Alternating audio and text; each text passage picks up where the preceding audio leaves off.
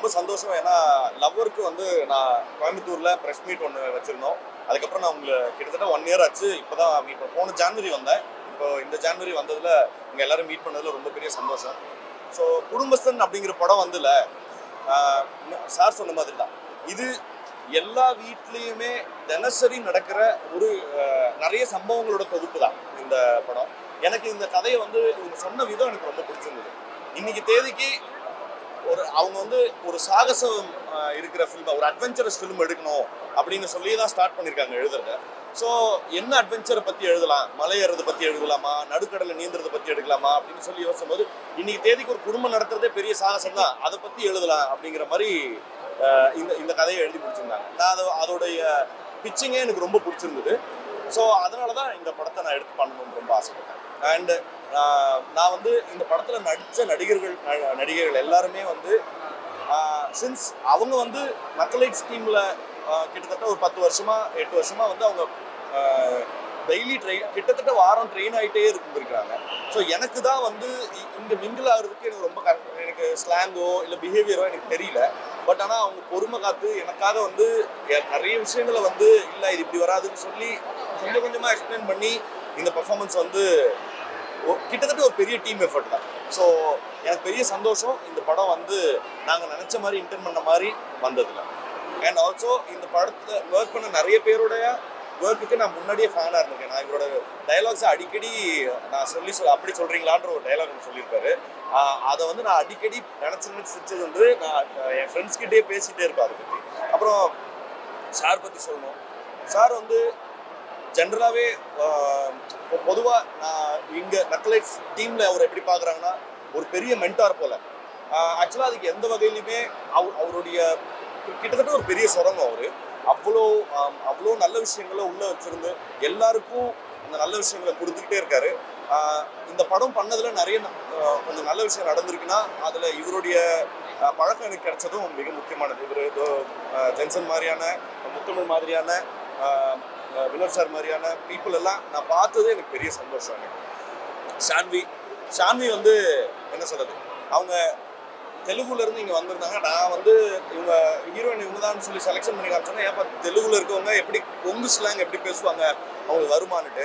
But ஆனால் அவங்க வந்து ரொம்ப அமேஸ் பண்ணாங்க. எஃபர்ட்லெஸ்ஸாக அவங்க பெர்ஃபார்ம் பண்ணக்கூடிய ஆர்டிஸ்ட். இன்னொன்று அவங்களோட டெடிக்கேஷன் வந்து அவங்க ஷூட்டிங் அடுத்த நாளுக்கு வராங்கன்னா முந்தின நாளே எல்லா டைலாகும் தரோவாக இது பண்ணிட்டு வருவாங்க. சார் சொன்ன மாதிரி தான் ஒரு டேக் 2 டேக் மேலே அவங்க போனதே கிடையாது. ஸோ அவங்களோட டெடிக்கேஷனுக்கும் என்னோட வாழ்த்துக்கள். ஸோ படத்தை பற்றின ஓவர் வியூ இவ்வளோதான் இப்போதைக்கு என் மைண்டில் வருது.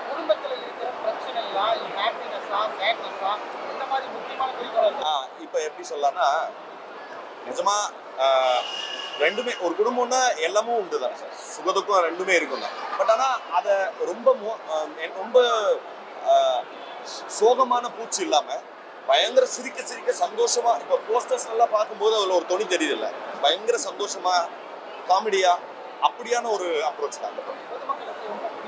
ரொம்ப பிடிக்கிற மாதிரி ஜனரஞ்சகமா ஃபன்னியான ஃபில்மா தான்.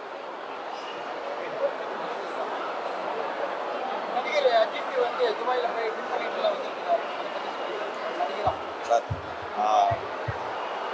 ஃபர்ஸ்ட் ஆஃப் ஆல் நம்ம இந்த ஈவெண்ட் பற்றி நான் அதை சொல்கிறேன். பட் ஆனால் இதோட ரெஸ்ட்ரிக்ட் பண்ணிட்டா இன்னும் பெட்டர்னு நினைக்கிறேன். ஏன்னா அது எங்களுக்கு உபயோகமாக இருக்கும்.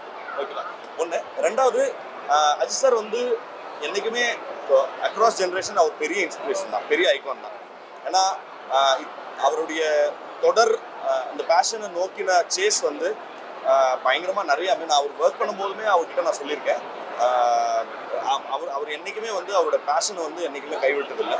அதோடைய ஃப்ரூட்ஸ் வந்து அவருக்கு கிடைச்சிக்கிட்டே இருக்கிறதுங்கிறது இன்னும் எனக்கு இன்ஸ்பைரிங்காக இருக்குது. ஓகே, நம்மளாலையும் முடியும், தொடர்ந்து சேஸ் பண்ணிட்டு இருந்தால் அதை பிடிச்சிடும். பெரிய பெரிய பட்ஜெட்டுக்கெல்லாம் வந்து திரையரங்கு உரிமையாளர்கள் வந்து நல்ல ஒரு வரவேற்பு கொடுக்குறாங்க. சின்ன பட்ஜெட்லாம் படமே எடுக்கிறது இல்லை.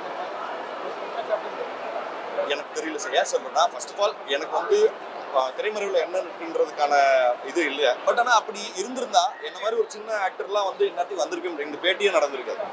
ஆதரவு இருக்க தான் செய்யுதுன்னு. ப்ராப்ளம் கிரியேட் ஆகுதா? அதான் சார், அது பெரியவங்க அவங்க பேசி முடிவெடுத்துக்குவாங்கன்னு நினைக்கிறேன். நான் அதை பற்றி கருத்து சொல்லி எதுவுமே நடக்க போகிறது. ஸோ ஒரே ஒரு ரிக்வெஸ்ட் மட்டும், இந்த படத்துக்கான இதுவாக இருந்ததுன்னா எங்களுக்கு உபயோகமாக இருக்கும். அது மட்டும் கொஞ்சம் ஹெல்ப் பண்ணுங்க சார். சார் ஒரு அப்கமிங் மூவி சொல்லுங்க. இன்னும் பேர் வைக்கல. ஒரு ரெண்டு படம் சைன் பண்ணி வச்சிருக்கோம்.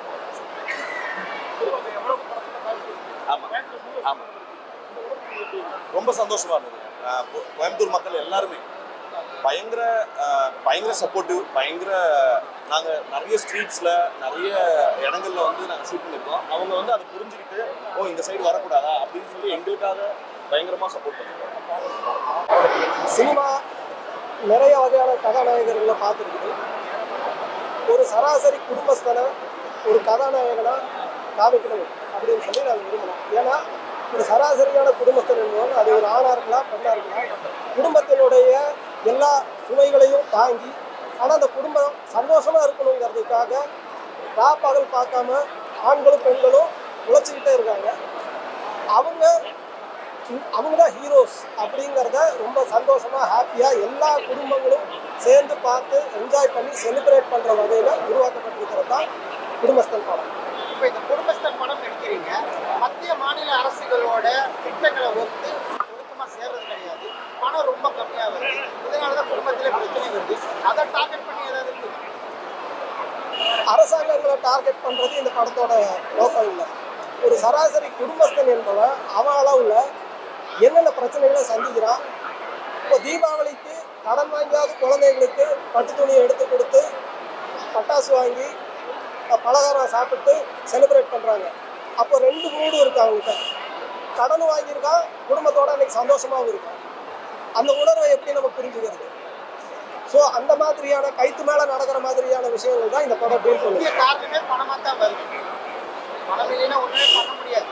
அதை வந்து நம்ம பார்க்குற மாநில அரசாங்கம் மத்திய அரசாங்கம் உங்களோட டார்கெட்லாம் வருது. அதே மாதிரி நீங்கள் அதே டார்கெட்லாம் இல்லை சார். இந்த படம் அரசியல் பேசல. ஆனால் கடந்த ஒரு 30 ஆண்டு காலமாக இந்த சமூகத்தில் ஒரு பெரிய சேஞ்ச் இருக்குது. எக்கனாமிக் சேஞ்ச் இருக்குது, எக்கனாமிக் பாலிசியில் சேஞ்ச் இருக்குது. அந்த எக்கனாமிக் பாலிசியில் வந்த சேஞ்சினால என்ன நடந்திருக்குன்னா, ஒரு நிரந்தரமான விஷயங்கிறது இல்லை, எல்லாமே தற்காலிகமாக மாறி இருக்கு. அன்சர்டனிட்டிங்கிறது இருக்குது. இப்போ ஐடியில் ₹1,00,000 சம்பளம் வாங்குறாங்க, ஆனால் வேலையில் 10 வருஷம் நிரந்தரமாக இருப்பாங்களான்னு அவங்களால சொல்ல முடியாது.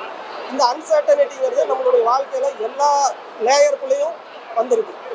அப்போ அந்த அன்சர்டனிட்டி ஒரு தனி மனிதனை, ஒரு குடும்பத்தை, ஒரு சமூகத்தை எப்படி மாற்றிருக்குங்கிறத ஒரு சோசியலாக ரொம்ப காமிக்கலாக சந்தோஷமாக பகடியாக சொல்கிற ஒரு படம் தான் குடும்பம். ஓகே, வாங்க சாமிக்கார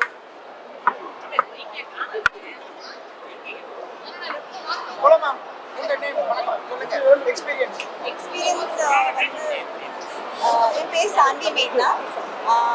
எக்ஸ்பீரியன்ஸ் வந்து ஆக்சுவலி நிறைய விஷயம் நான் கற்றுக்கிட்டேன் ஷூட்டிங் பண்ணும்போது. நிறைய கிரேட் ஆக்டர்ஸ் கிட்ட நான் நடித்தேன். அதனால எனக்கு ரொம்ப சந்தோஷமாக இருக்குது. இந்த கோயம்புத்தூரில் ஃபர்ஸ்ட் டைம் ஆக்சுவலி.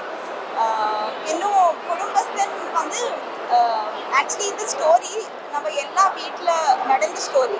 அதனால நம்மளுக்கு ஒரு ரிலேட்டிபிலிட்டி இன்னும் ஃபன்னு, இன்னும் எமோஷன் அதிகமாக இருக்குது. அதனால நம்ம கண்டிப்பாக பார்க்கணும். ஏன்னா என்ஜாய் பண்ணுறதுக்கு நம்ம பார்க்கணும் படம். நமக்கு அவங்களுக்கு படம்லாம் எப்படி இருக்கு? தமிழ் இண்டஸ்ட்ரி எப்படி இருக்கு? படம் தமிழ்ல தெலுங்கு இண்டஸ்ட்ரி எப்படி இருக்கு? தமிழ் இண்டஸ்ட்ரி எப்படி இருக்கு? சேம் இருக்கு. ஆக்சுவலி இது முதல் படம் இல்ல. ரேஷ்மிகா தான் ஓடிட்டு இருக்குது. எப்படி ஓடுது? Reshmika okay okay. அங்க வந்து அதுதான் ஓடுது. எப்படி ஓடுது? வெரி சூன் ரொம்ப சீக்கிரமா ஆகும். ஒன்றும் இல்லை, நான் எக்ஸ்பீரியன்ஸாக யூடியூப்ல இருந்து சினிமாவுக்கு மாறுற அந்த டிரான்சிஷன் இருக்குன்னா அதுதான் ரொம்ப ரொம்ப மெயினாக நான் பார்க்குறேன். ஒரு டீமாகவே நாங்கள் உள்ளே வந்திருக்கிறது. அது மணி சார் வரும்போது அதுக்கான ரெக்கக்னிஷன் வந்து அந்த ஃபர்ஸ்ட் ஃபேஸ்லேயே கிடச்சது.